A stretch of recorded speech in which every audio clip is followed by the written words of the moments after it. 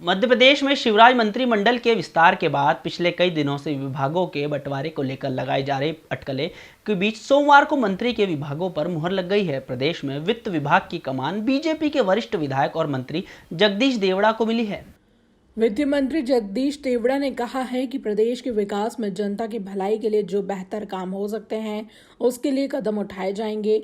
मध्य प्रदेश में शिवराज मंत्रिमंडल के विस्तार के बाद पिछले कई दिनों से विभागों के बंटवारे को लेकर लगाई जा रही अटकलों के बीच सोमवार को मंत्रियों के विभागों पर मुहर लगाई गई है। प्रदेश में वित्त विभाग की कमान बीजेपी के वरिष्ठ विधायक और मंत्री जगदीश देवड़ा को मिली है। जनता के लिए होंगे बेहतर काम। वित्त मंत्री जगदीश देवड़ा ने कहा है कि प्रदेश के विकास में जनता की भलाई के लिए जो बेहतर काम हो सकते हैं उसके लिए कदम उठाए जाएंगे। वित्त मंत्री जगदीश देवड़ा ने कहा कि जल्द ही वित्त विभाग के अधिकारियों की बैठक बुलाई है जिसमें प्रदेश की वित्तीय हालतों की समीक्षा की जाएगी। आगामी बजट को लेकर कदम उठाए जाएंगे। कठिन परिस्थितियों में बड़े फैसले। जगदीश देवड़ा ने कहा कि मध्य प्रदेश पर कर्ज लगातार बढ़ रहा है। प्रदेश में करीब 2 लाख करोड़ का कर्ज है। ऐसी परिस्थितियों में कोरोना संक्रमण से निपटना सरकार के लिए बड़ी चुनौती है। वित्त मंत्री देवड़ा के मुताबिक कोरोना से पूरा देश और मध्य प्रदेश जूझ रहा है। ऐसी कठिन परिस्थितियों में भी मध्य प्रदेश के मुख्यमंत्री शिवराज सिंह चौहान के नेतृत्व में बेहतर इंतजाम किए गए हैं। प्रवासी मजदूरों को रोजगार के इंतजाम। वित्त मंत्री देवड़ा के मुताबिक कोरोना महामारी के बीच प्रवासी मजदूरों के लिए प्रदेश सरकार द्वारा बेहतर इंतजाम किए गए हैं। उनके लिए राशन और रोजगार के इंतजाम किए जा रहे हैं। वित्त मंत्री के मुताबिक जल्द ही वो कार्यभार ग्रहण कर विभागों की समीक्षा करेंगे और प्रदेश के राजस्व को किसी तरह से बढ़ाया जा सकता है उसको लेकर बेहतर कदम उठाए जाएंगे। उपचुनाव में कांग्रेस को जनता देगी जवाब। वित्त मंत्री देवड़ा ने कांग्रेस पर निशाना साधते हुए कहा कि उपचुनाव में कांग्रेस को मध्य प्रदेश की जनता जवाब देगी। साथ ही उन्होंने कहा कि ज्योतिरादित्य सिंधिया बीजेपी में इसलिए आए हैं क्योंकि कांग्रेस ने जो प्रदेश की जनता से वादे किए थे उसे वो पूरा नहीं कर पा रही थी। राजस्थान में सियासी संकट को लेकर देवड़ा ने कहा कि मध्य प्रदेश की तरह राजस्थान में भी परिस्थितियां निर्मित हो सकती है। सबसे बड़ी बात थी खजाना खाली। बार बार कांग्रेस जो आरोप लगाती थी कि सत्ता में जब थी कि खजाना खाली मिला। क्षेत्र के विकास या प्रदेश की जनता के विकास के लिए किस तरह से अब क्या आपका सिनारियो रहेगा? कोई मोनोपोली? सबसे पहले तो मैं प्रदेश के यशस्वी मुख्यमंत्री जी शिवराज सिंह जी को मैं धन्यवाद देना चाहता हूं। मैं उनका आभारी हूं कि उनने मुझे महत्वपूर्ण जिम्मेदारी दी है। मुझे सौभाग्य मिला पहले भी उनके साथ रह कर के काम करने का, और अभी जो ये जिम्मेदारी दी है, पहले भी 15 साल सरकार में रहे और मुखिया के रूप में शिवराज जी रहे।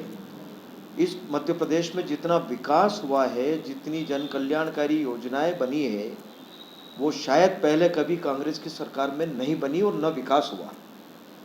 15 माह कांग्रेस की सरकार रही। जनता के सामने सारे झूठे वादे करके बड़े बड़े वादे किए। केवल कुर्सी प्राप्त करने के लिए कांग्रेस ने यह काम किया कि हम किसानों के 2 लाख के कर्जे माफ करेंगे, बेरोजगारों को रोजगार भत्ता देंगे। ऐसे अनेक वादे उन्होंने किए, लेकिन एक वादा भी उन्होंने पूरा नहीं किया। यहां तक कि उनके जो राष्ट्रीय नेता ने आकर के ये कहा था कि अगर 10 दिन के अंदर कर्जा माफ नहीं होगा तो मुख्यमंत्री बदल देंगे। इस प्रकार की बातें एक जिम्मेदार पार्टी के जिम्मेदार लोग अगर ऐसी बातें करते हैं और उस पर फिर जमीन पे नहीं उतारते हैं कोई काम, तो मुझे लगता है कि जनता बहुत अच्छी तरह से जानती है। बीजेपी और कांग्रेस में क्या अंतर है सरकारों में, ये लोगों ने यहाँ पर मध्य प्रदेश की जनता ने देखा है, देश में भी देखा और यहाँ पर भी देखा है। अब खजाना खाली भरा, मुझे लगता है कि कोई काम की कमी नहीं आएगी। और 15 माह में क्या काम किए ये लोगों ने देख लिया। और शिवराज जी की सरकार में जो जन कल्याणकारी योजनाएं बनी थी वो कांग्रेस ने बंद करने का काम किया। और मुझे पूरा भरोसा है कि चूंकि अभी समय बड़ा गंभीर समय इस समय चल रहा है कि कोरोना का संकट पूरे विश्व में चल रहा है, पूरे देश में है, मध्य प्रदेश में भी ये संकट गहराया हुआ है और आज भी वो कोई समाप्त नहीं हुआ है।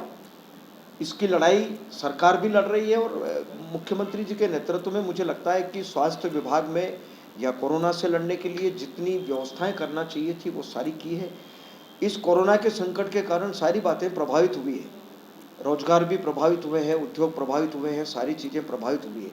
तो इन सब बातों को देखते हुए मुझे लगता है कि जरूर अर्थव्यवस्था में फर्क पड़ा है, लेकिन मुझे लगता है कि माननीय शिवराज जी के नेतृत्व में कोई कमी नहीं आएगी। विकास के काम भी होंगे, जन कल्याणकारी योजनाएं फिर से चालू की है, जो कांग्रेस ने बंद की है उनको चालू की है। और मुझे लगता है कि काम करने की इच्छा शक्ति बीजेपी में है और मुख्यमंत्री जी में है, और उन्हीं के साथ रह कर के हम काम करेंगे। मुझे पूरा विश्वास है कि इस प्रदेश की बेहतरी के लिए क्या बेहतर हो सकता है, उस सब के लिए हम पूरी टीम भावना से काम करेंगे। सर, वित्तीय नाराजगी, भंवर सिंह शेखावत की नाराजगी, ये तमाम जो नाराजगी है उसके चलते ना बीजेपी में बहुत अंदरूनी जो है हलचल मुझे मची हुई है, बिल्कुल सर। कतई नहीं, लेश मात्र भी नहीं लगता है। सब भारतीय जनता पार्टी के कार्यकर्ता हैं, एक परिवार की तरह काम करते हैं। अपना कहीं न कहीं अपना कुछ विचार होता है जो पार्टी के सामने व्यक्त करते हैं, कोई तो इसमें सब राजस्थान- मिलके काम करेंगे। सर, राजस्थान में सियासी संकट मचा हुआ है सर। अब ये आगे देखो क्या होता है। ठीक है, थैंक यू। धन्यवाद। समीक्षा आप सब करेंगे। दूसरा ये है कि आगामी बजट को लेकर किस तरह के क्या कदम उठा रहे हैं, क्या अभी मैं इस संबंध में अधिकारियों के साथ में बैठने वाला हूँ, बैठूंगा, पूरी समीक्षा करूंगा क्या स्थिति है, उसके बाद ही मैं समझता हूँ कि कुछ कहने की स्थिति ठीक होगी। सर, जिस प्रकार से पेट्रोल डीजल की कीमतें बढ़ रही हैं, तो मध्य प्रदेश सरकार को टैक्स में कटौती करेगी, जिससे जनता को राहत मिलेगी। इन सारी बातों पर हम बैठ कर के विचार विमर्श करेंगे, मंथन करेंगे, और जो भी जनहित में जो ठीक होगा वो करेंगे। सर, दूसरी बात है, प्रवासी मजदूरों के रोजगार के इंतजाम की बात की जाती है, तो सर उसको लेकर किस तरह के आपकी कुछ प्लानिंग्स हैं सर, कि तो प्रवासी मजदूर जो आपने रोक दिए गए हैं कि आप यहीं पे रोको, आपको रोजगार मिलेगा? बिल्कुल किस तरह बिल्कुल, के- ये होना भी चाहिए कि मजदूर वो कहाँ जाएंगे, उनको रोजी रोटी का प्रबंध होना चाहिए। इस बारे में भी पूरा विचार किया जाएगा।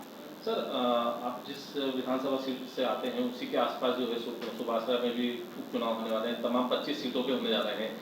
किस तरह की प्लानिंग सर, और किस तरह से राहत तत्काल जनता को मिलता है, क्योंकि 2-3 महीने बाद ही चुनाव होने वाले हैं? जनता का विश्वास भारतीय जनता पार्टी के प्रति अटूट विश्वास है।